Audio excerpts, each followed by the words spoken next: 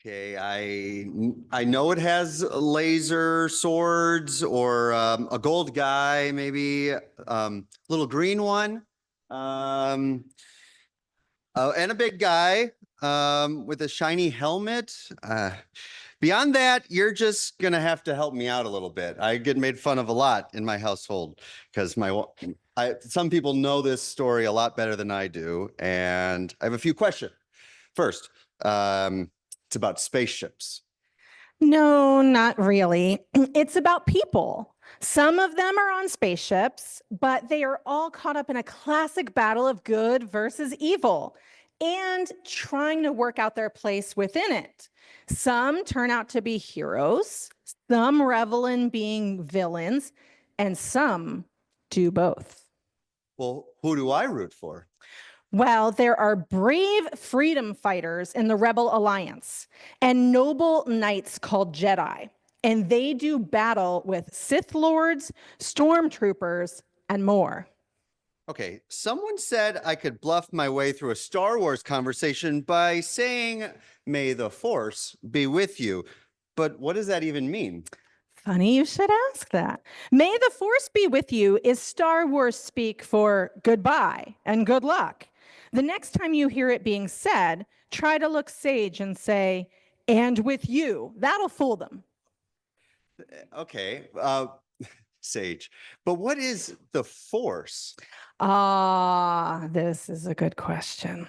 The Force is a mystical energy field that flows through every living thing. And some beings in the Star Wars universe dedicate their lives to it, but others don't even believe in it. What can the Force do? Oh. With the Force, you can sense danger, levitate, and move objects with your mind, among other things.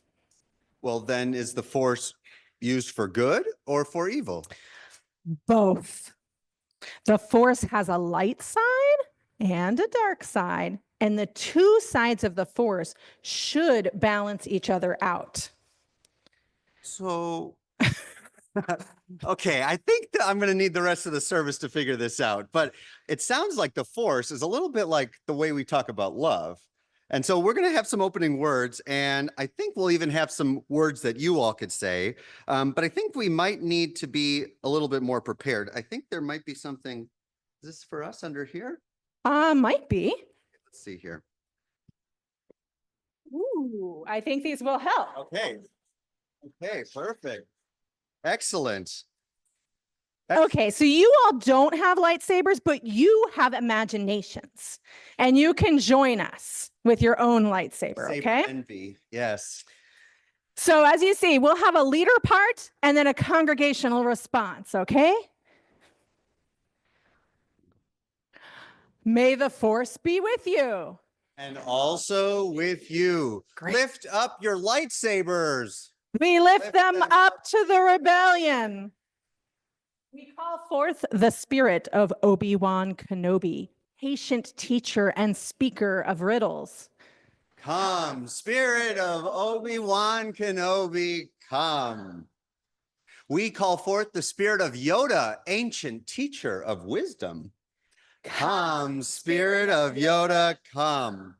We call forth the spirit of Padme, strong and fierce leader of nations and mother. Come, spirit of Padme, come. We call forth the spirit of Han Solo, determined friends and defend and defier of odds. Come, spirit of Han Solo, come. We call forth the spirit of R2-D2, humble in service and great of heart. Come, spirit of R2-D2, come. Beep, boop, beep, boop. Oh, That was.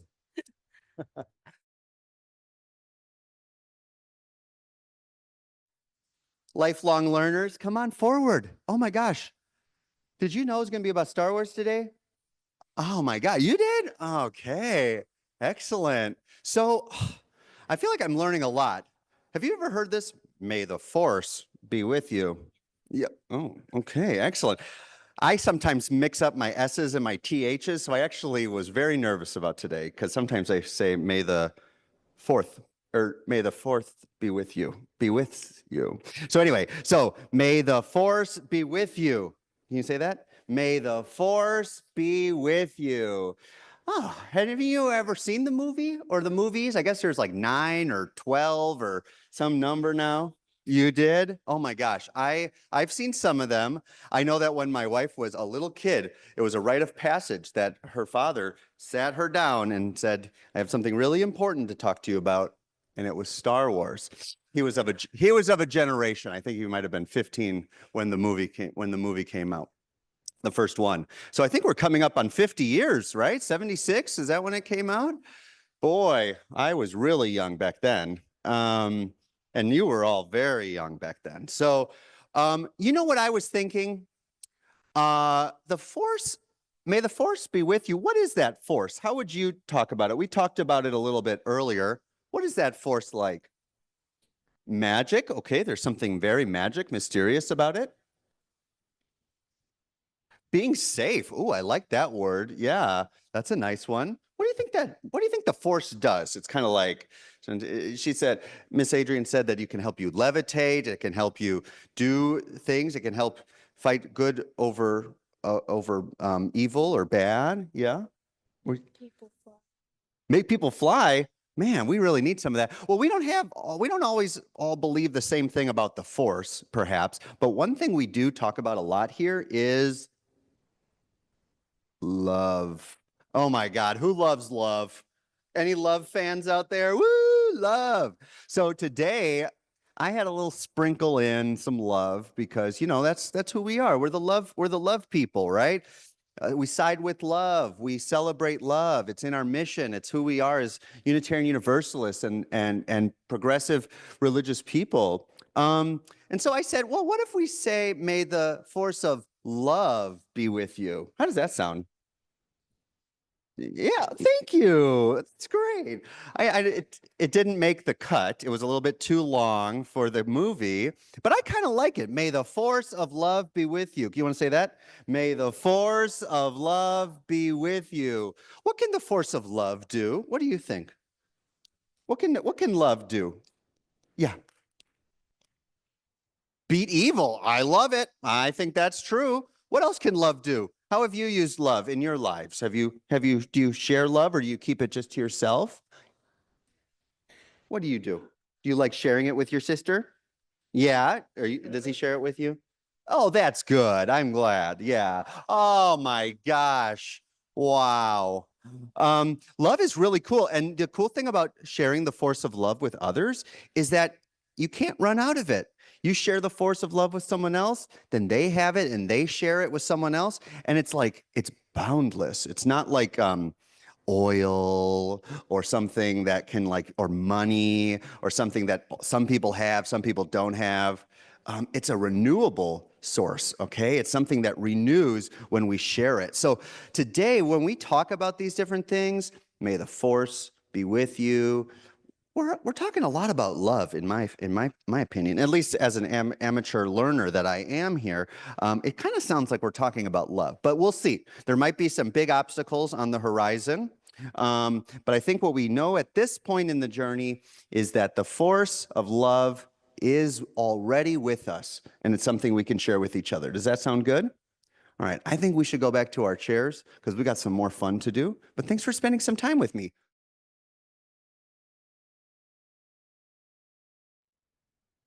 We'd like to share a meditation with you from Reverend Dr. Julia Corbett Haymeyer, who was here in this pulpit just a year or so ago.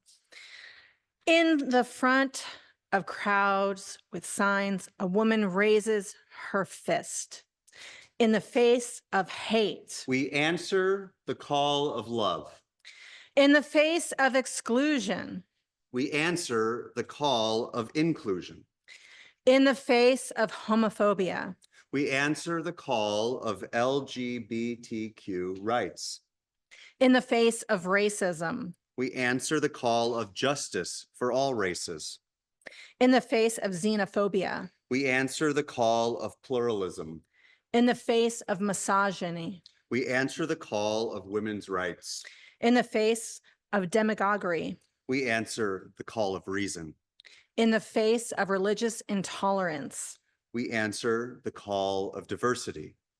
In the face of narrow nationalism. We answer the call of global community. In the face of bigotry. We answer the call of open-mindedness. In the face of despair. We answer the call of hope. As Unitarian Universalists, we answer the call of love now more than ever.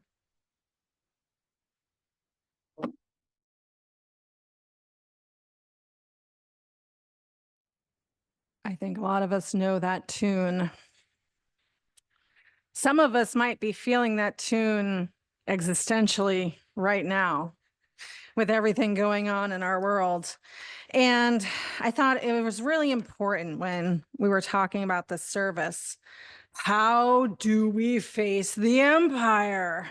And we might draw some wisdom from the Star Wars saga, I think is what we call it now, Nick, saga. So there's some important things to remember as there's been good over evil, right?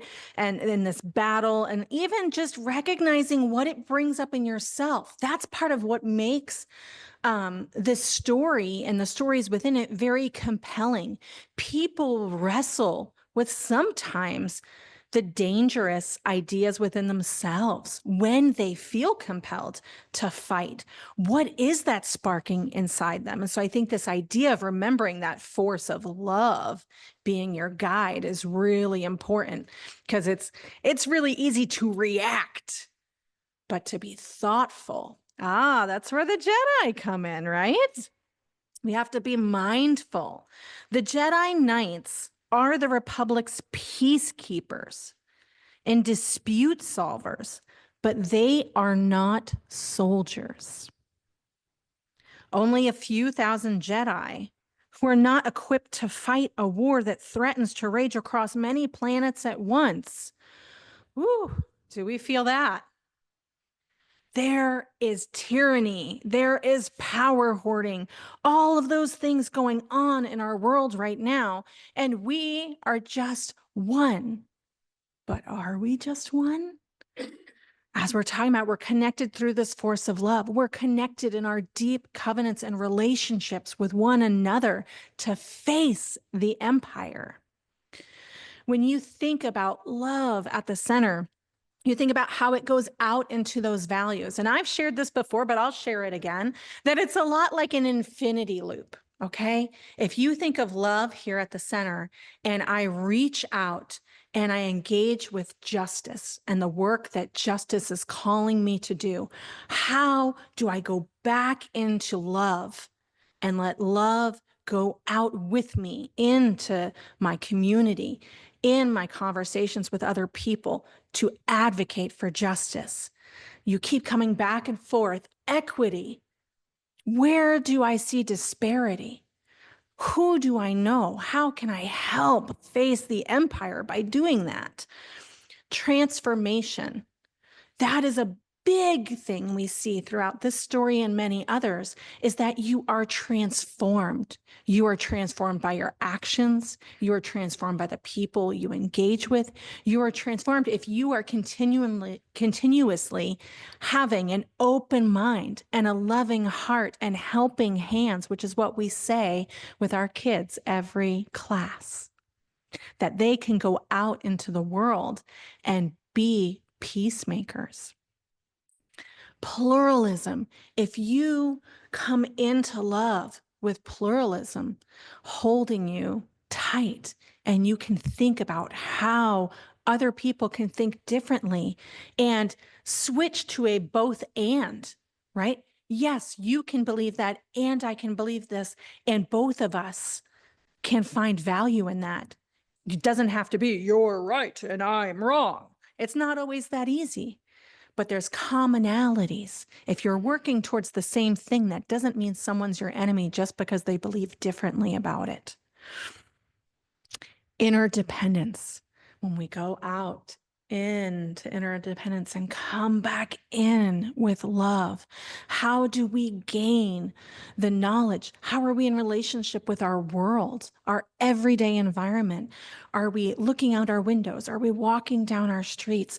Are we hearing what other people are saying, or their lack of being able to have those same experiences of clean water and safe air? Generosity. Do we come from a place of love where we are not just generous with money, but with our time and our talents? Friends, if we do these things together through the force of love, I have all the confidence that we can face the empire. And for our centering hymn, we're going to have a moment of silence before that. And I'm taking a philosophy of religious education model right now. And Sophia Lyon-Fahs was one of the great thinkers who transformed how religious educators like myself do what we do. And she did not believe children were vessels to be filled with knowledge and rote curriculum to be memorized. No.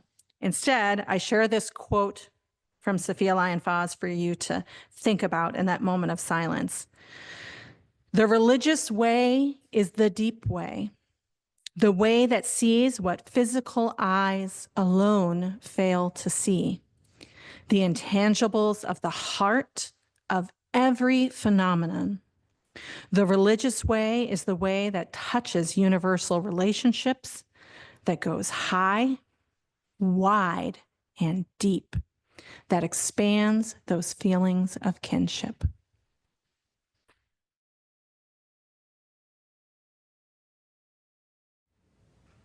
I love that song.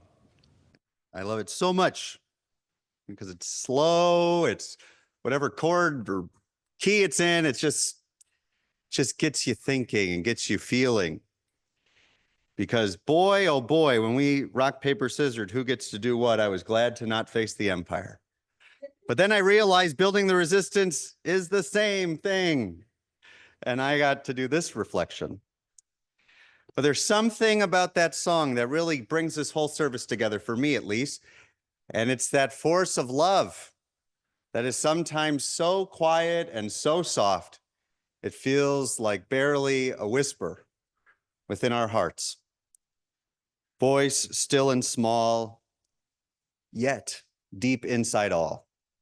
And so when we talk about this service today and we think about these themes as metaphors to, or as analogies or whatever the term of speech is, that gives us strength to remember that despite its smallness, it is present there, waiting to be heard and waiting to be voiced aloud.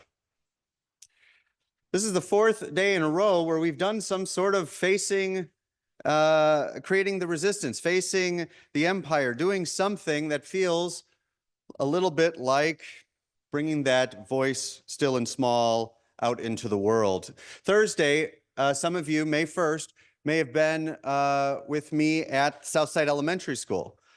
We had a wonderful interfaith day of prayer. How many of you have ever heard of the National Day of Prayer? Well, historically, it's very much a pretty exclusive event. It's pretty much a predominantly more conservative and Christian National Day of Prayer. So when 2 years ago, actually, I was approached by the Church of Jesus Christ of Latter-day Saints, who on one hand appear quite conservative, on the other hand, feel quite ostracized and like they don't fit in a lot of places. And they reached out to, of all people, the Unitarians, to see if perhaps there was some common ground, some shared voice that could be found. And so last year on May 1st and this year on Thursday, we did something pretty remarkable. We gathered in that cavernous auditorium, by no means filling the space, but in some ways, a perfect analogy of that small voice needing to grow year after year, voice to voice, amplifying a wider vision of prayer or meditation or teaching of Dharma, of how we can be together in this world, not only this nation, but this nation in relationship to other nations. And so it was a beautiful event, and I do hope you'll join me next year when I think it'll be here in this facility. The next day, Friday, some of you gathered here in this building. We were invited with our Hindu community next door to pay homage to those who died in the recent mass event in India, in the Kashmir region. And I would say there was over 100 people here in this space, gathered to light candles in the face of such despair, in despair that they perhaps have not experienced ever in their lives. But a certain power was felt by being in community together. And during my remarks, I mentioned that we've been in this room many times for events such as these, to light candles, sometimes for what might happen in Pittsburgh many years back, or in New Zealand a few years back. And whoever the community that we might be holding in our hearts, we gather because resistance and a force of love is called for in that time.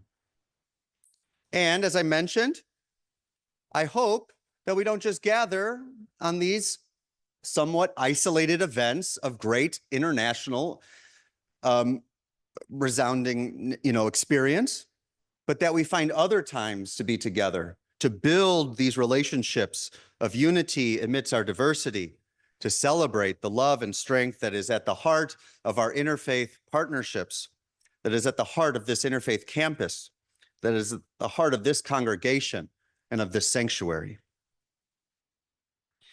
And then yesterday, many of you gathered on the steps of City Hall, or you watched on our Facebook Live for a wonderful gathering where we took many small voices and amplified them together, singing songs of protest in the face of great rollback of workers' rights and of the human rights that are needed always, and especially in times such as these. We sang beautiful songs. Some people have known for decades, some were learning for the first time, and everyone started to look around and start feeling like that woman in the crowd that we spoke about, that we answer the call of love, of hope, through music, through solidarity, through remembering that we are not alone in the face of such difficulty. And so when we think about building the resistance, I bring with me today those three experiences right on the heels of those. And I also think about what is still to come today. So after the service, not only will we continue to build resistance and celebrate love and feel that force of love within us, once small, now shared beyond us in the face of such difficulty, but we will gather with some of our leaders of the Hindu community here in this facility, in this sanctuary, to talk about what it really means practically, not spiritually, strategically, emotionally, to build the resistance, but physically to build the bonds and the spaces and places that are significant enough to hold us in times of despair and in times of joy. So when we gather with our Hindu community, that shouldn't be thought of as separate from all of these other events. When we gather across lines of religious difference or cultural difference, any difference that's present in this room, we should recognize that as an act of resistance. Because in that act of resistance, that once still and small voice within us becomes a little louder. So I am grateful to see the growing energy in this congregation, grateful to see, whether we're really familiar with Star Wars or we're not, that there is a force of love here that is still yet to be fully unlocked and unleashed into the world and into our lives. I hope and believe truly within our hearts that the force of love that we are to share in the coming months and years is one that really will bring about a lasting peace, one that will fulfill a longed for hope, that will, I hope, bring about a world that we know is possible. May it be so, and amen.